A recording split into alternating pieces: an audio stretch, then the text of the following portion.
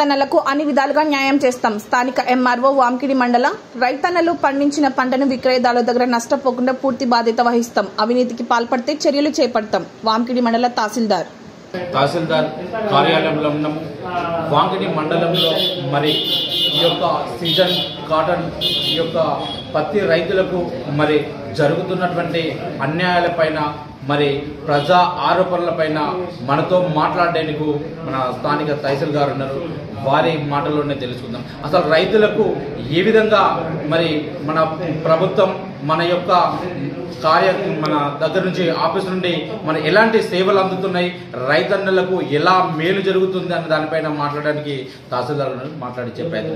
మన నమస్కారం సార్, అందరికీ నమస్తే. ఈరోజు ప్రజాజ్యోతి రిపోర్టర్ గారు వచ్చి మాకు కొన్ని ప్రశ్నలు అడగడం జరిగింది. ఇప్పుడు పత్తి రైతులకు ఎలాంటి ఇబ్బందులు కలగకుండా చూసే బాధ్యత మా అందరిది.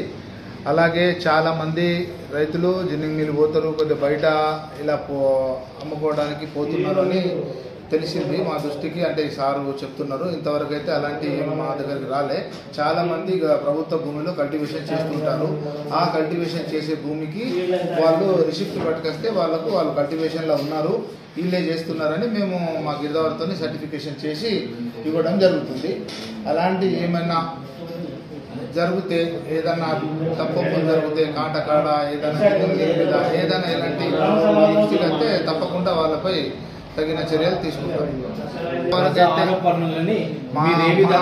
ముందుకైతే ఇంతవరకు ఎలాంటి ఆరోపణ ఇట్లా జరిగింది, ఇట్లా ఫలానా చోట ఇట్లా అవుతుంది అని ఎలాంటి కూడా మా దృష్టికి అయితే రాదు. వివిధ పత్రికల్లో వస్తున్న పత్రికల కథనాలకు మీరు ఏ విధంగా?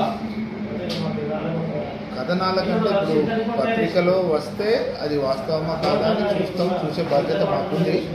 అయినా మేము అన్నీ చూస్తూనే ఉన్నాం. అంటే మా పనులను బట్టి ఇప్పుడు వీలున్నప్పుడు అట్లా ఒకసారి రెండుసారి రాకుండా కాలిపోయినప్పుడు జిన్నింగ్ మీద అక్కడ పత్తి లోడ్లు నింపుకొని చాలామంది నింపుకొని ఉన్నారు, అవి కూడా చూస్తూనే ఉన్నాం. ఎవరికైతే ఎలాంటి ఇబ్బందులు అయితే తెలియకుండా చెప్తున్నాం. ఒకవేళ అలాంటి ఈ యొక్క అవినీతికి పాల్పడుతుంటే మీరు ఎలాంటి చర్యలు తీసుకుంటారు? మీరు రైతులకు ఎలాంటి భరోసాని కల్పిస్తారు? మనకు రైతులు మా దగ్గరికి వచ్చి ఏదైనా సమస్య ఉంటే వాళ్ళ సమస్యకు పరిష్కారం చెప్తాం. వాళ్ళ పైన యాక్షన్ తీసుకుంటాం. ఎవరైనా తప్పు చేసిందంటే వాళ్ళ పైన యాక్షన్ తీసుకుంటాం.